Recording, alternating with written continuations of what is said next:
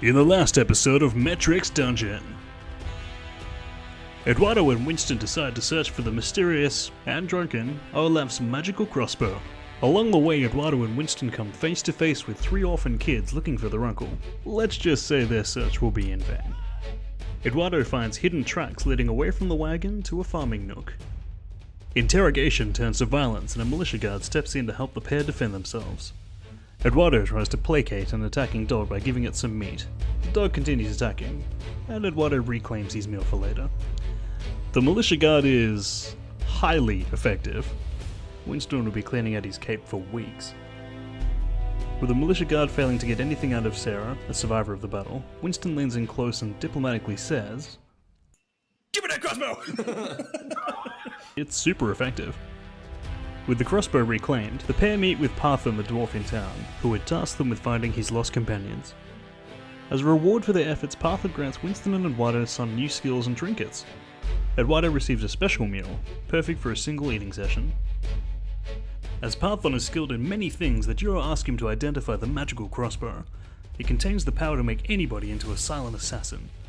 Parthen suggests that Olaf is not to be trusted. Winston decides it's best to take a page out of Edwardo's book and keep the crossbow. In a moment of weakness, they decide to confront Olaf and convince him that the militia captain took the crossbow. Even Winston's most convincing argument left the pair wondering if Olaf believed them. They decide to leave before making things worse. The pair is joined by Unvul, a friendly wolf, one of the three companion wolves of Illyra, a mysterious and powerful elf. Unvul is able to communicate with Edwardo through emotions. He directs the pair towards the abandoned farm. Along the path, Edwardo mistakenly starts talking to a rambling crab who starts telling his life story. Edwardo tries to make friends with yet another crab, but the two are attacked by salamanders after disturbing some flesh on the battle-torn bridge. The salamanders are dealt with easily, and the duo definitely don't spend too much time wondering what to do about an inert pool of oil.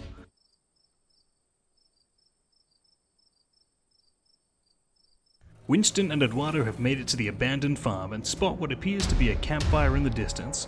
This place doesn't appear to be as abandoned as advertised. Edwardo quickly blends into the grass and sneaks up to investigate the campfire. He senses he is not alone in the field and acts quickly, dousing the campfire to reduce visibility. Silver canaries attack the duo, but something feels off. Winston lowers his weapon and the warriors back down, disappearing back into the cover of the night, warning, "Leave or die."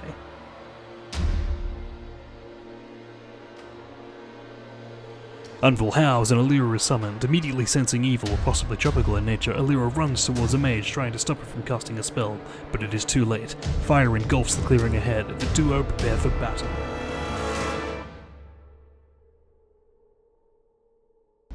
The battle rages and the pair face off against a powerful enemy mage and his minions. Winston risks getting in close to take the mage down, but is heavily injured from the battle.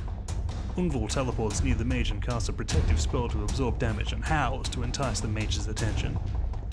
One of the enemies forgets it as a flaming sword and sets itself alight in the oil. With that, the tide is turned and the battle is won.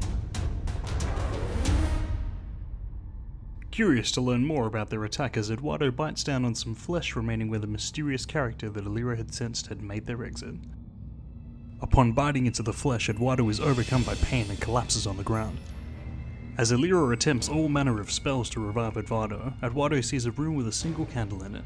He trusts his instincts and walks towards the candle. As he does, he is transported to a time long before, a time where dwarves still thrive, where the cursed continent is still known as Isidore. Confused, Illyra explains that this shouldn't have happened. Edwardo can only recall memories from the flesh of beings that have been recently living. Is this mysterious being older than time itself? With unanswered questions, the pair continue deeper into the farm when they are confronted with a terrible scene, an overturned wagon surrounded by cursed blood. Suddenly, they are attacked once more by wolves. The group easily defeats these wolves, and Illyra cleanses the area. Winston examines the remains to discover the symbol of House Gorin strewn about the wagon. He recognizes this as the house that his mother is from.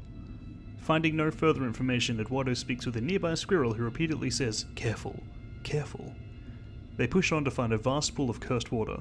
Is this the source of the farm's problems? Winston tosses some blessed oil which cleanses the area. Unfortunately, it appears they have woken a beast from its slumber. The beast rises and immediately knocks out Illyra. The beast is resilient and withstands a thrashing before finally succumbing to the adventurers. The battle is won, but many questions remain. And this is where our adventurers are. What happens next? Find out this week on Metric's Dungeon.